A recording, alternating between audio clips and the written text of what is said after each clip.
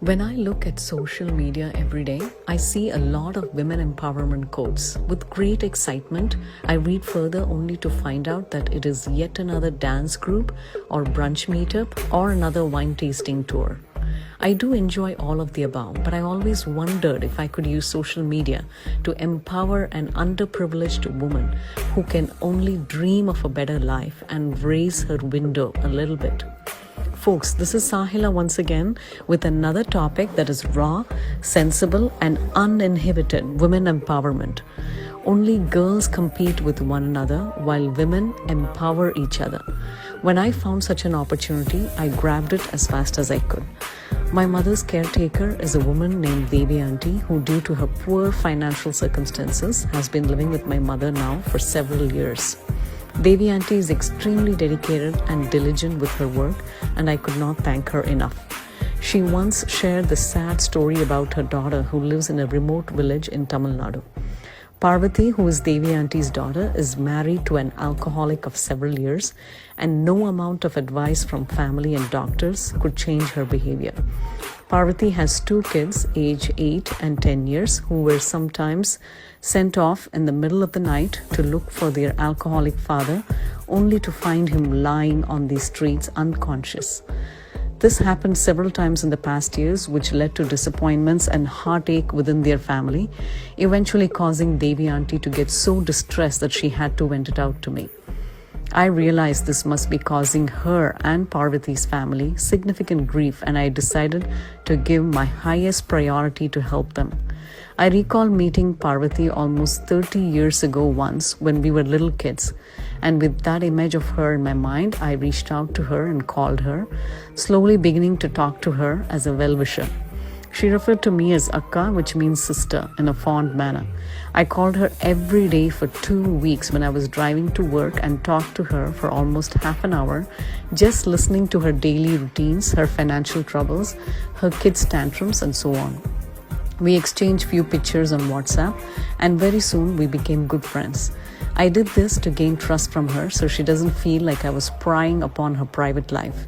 She opened up to me very soon afterward about her husband's drinking problems. I learned that her husband loved his wife and children very much, but when he was drunk, he physically abused them, and Parvati seemed an easy target. Parvati, however, was very committed to her marriage and loved her husband regardless of his drinking problems. She often said, "If only my husband was not an alcoholic, my marriage would be such a perfect one, Akka." Parvati had no siblings or close friends who stood by her during this period of abuse. Her kids were either asleep or watched the abuse helplessly. Her stories made me cry at times, but I swallowed my tears and tried to stay strong for Parvati's sake. Her simplicity drew me towards her and made my own problems look minuscule.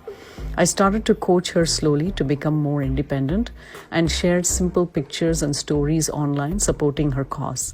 I told her to share my family pictures with her husband and encourage her to tell him that I was going to invite Parvati soon to my house permanently, even though we both knew that was never part of the plan. I told her that I can talk to her husband on the phone to explain the ill effects of alcohol abuse and start him on some kind of treatment. I sent gifts to her kids when they passed their final exams. I spoke to her kids, encouraging them to support their mother more so in difficult times. Slowly, I started to notice that Parvati was developing inner confidence and the feeling that she was not standing alone anymore. Today, she often says to her mother, "Just talking to Akka is the biggest gift I can get, and she makes me happy." Parvati told me how her husband has started to view her with more respect and newfound admiration. He knew without a doubt that there was a friend from a far-off land who vowed to be there for his wife, no matter what. This empowerment changed everything in Parvati's life. Parvati's husband became afraid of losing his family and saw me as a threat. He was even scared to talk to me or confront me. It has been 2 years since Parvati's husband touched alcohol. Today, this matters the most to me because it changed the position of an entire family. When I shared Parvati's situation with my few friends, they felt her problem was a social issue and blamed it on ignorance and lack of education. They felt I was trying to solve a dying battle because I had no control over the actions of another human being living halfway around the globe.